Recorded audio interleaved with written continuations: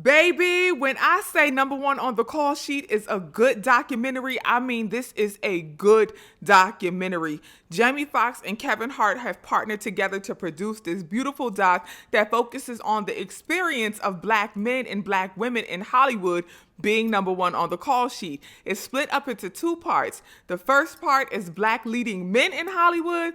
The second part is black leading women in Hollywood.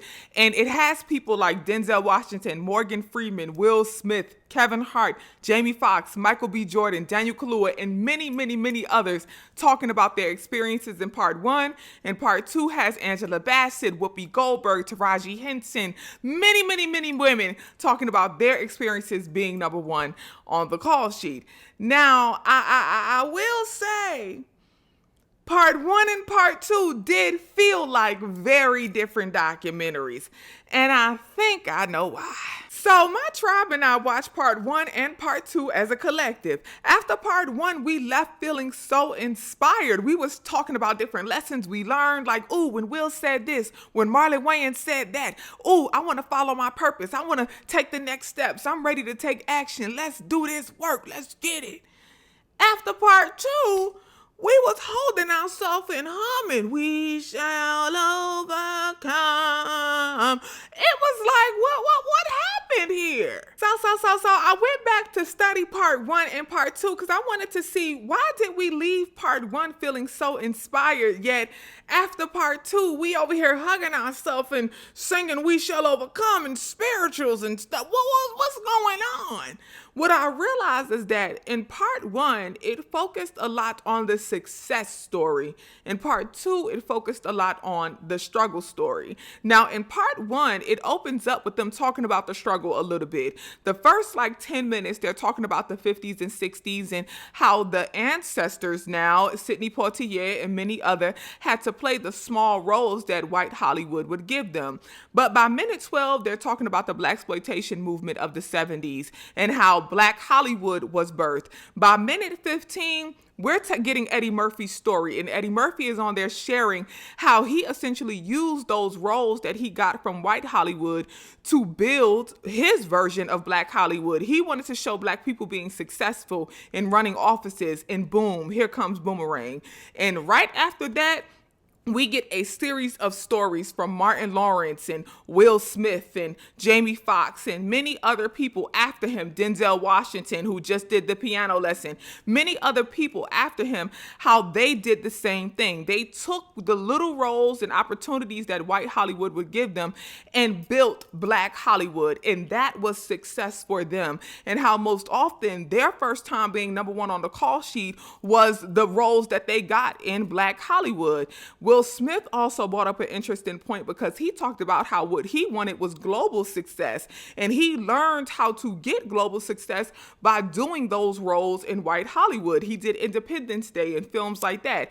But what he did was he took the blueprint for global success that he learned from them and taught it to his people and used that blueprint to make films like Bad Boys, a black film, a global success, right? So he poured back into black Hollywood by busting down those global doors for us, which then led to Black Panther and films like that. People like Michael B. Jordan and Daniel Kaluuya, Chadwick Boseman getting that global success. So again, part one focused a lot on this is our opportunity. This is how I got my start. This was my first time being number one on the call sheet. And this is how I used my start and my opportunities to build black Hollywood, which really led to me being number one on the call sheet. And this is where my success came. And then it closed out by moving forward to the next generation. And you have Daniel Kaluuya and Michael B. Jordan talking about what they're doing now and how they're experiencing that shift now. And Daniel Kaluuya really drove the point home by saying, it ain't nothing minor about me. They could call us minorities, but baby, I'm major. That man call us a minority. There's a billion black people, there's a billion white people. What's minor about that? I'm major, bro. I ain't taking nothing minor. at all. And that point was really emphasized in part one. It really highlighted the fact that, listen, they may give us these crumbs, we gonna take them crumbs and we gonna build a whole empire off of it. And this empire is known as Black Hollywood. And we gonna make each other number one on the call sheet. We gonna keep producing and keep directing and keep leading. And we are going to keep getting global success. And we are going to keep being major in this industry. Then here comes part two. Now, don't get me wrong. I was excited for the sisters, baby. I said, up, here come the sisters. The brothers have laid the foundation.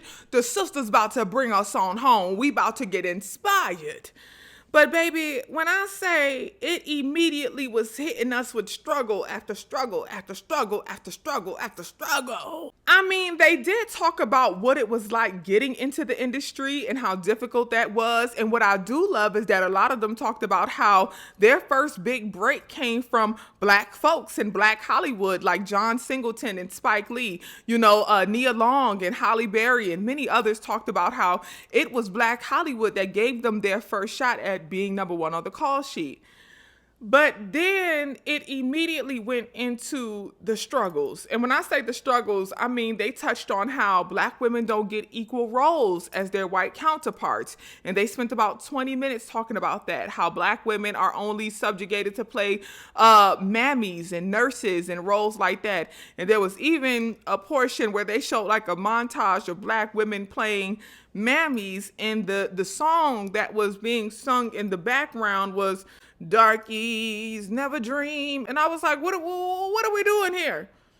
What are we doing? Why is this? What are we doing here? And that narrative went on for about 20 minutes. Then the next 20 minutes was about how they suffer with the beauty standard in Hollywood and how as Black women, they're constantly being told that they're not pretty enough, or in Halle Berry's case, she's too pretty to play certain roles. So she has to unpretty herself so she could be able to play certain roles, right? So they talked about how the beauty standard is unbearable. And that went on for 20 minutes. They talked about how it's difficult for them to get their hair done and makeup done and things like that on those sets, and how they only feel comfortable on Black sets when it comes to getting their needs met.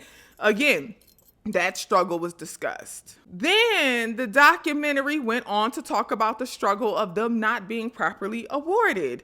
And this was the part that was like, a little inspiring, because they showed like Whoopi Goldberg finally winning her Oscar for Best Supporting Actress, and her being the first Black woman in years since Hattie McDaniel to win that Oscar.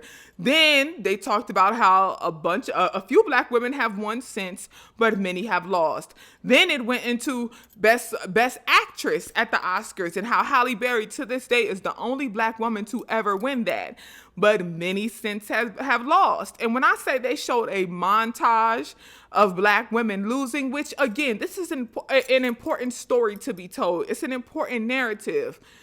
But this went on for about another 20 minutes. Now, it's only an hour and a half. We about an hour in, and it's been nothing but struggle. And then the last 12 minutes, maybe, they said, so now we're producers and directors. And that was like the little glimmer of hope at the end, I guess. I feel like in part one, the whole doc was about, hey, yeah, we getting those little bit of opportunities, and they really playing with us, and they ain't really awarding us like that. Denzel got one, and a couple other folks, we ain't really getting awards, and we ain't getting what we want. So we're creating our own. We're breaking down our own doors. We're building Black Hollywood. We're giving each other these opportunities. Like, this is where the success is. The success is in Black Hollywood, and we doing it for us. And part two, it was more of like, well, we ain't gonna get that Oscar. We ain't never getting that Oscar now. We ain't getting them good roles now. It felt a lot like that. And I was like, well, where's the inspiration? And don't get me wrong, I do understand that this story is important, right?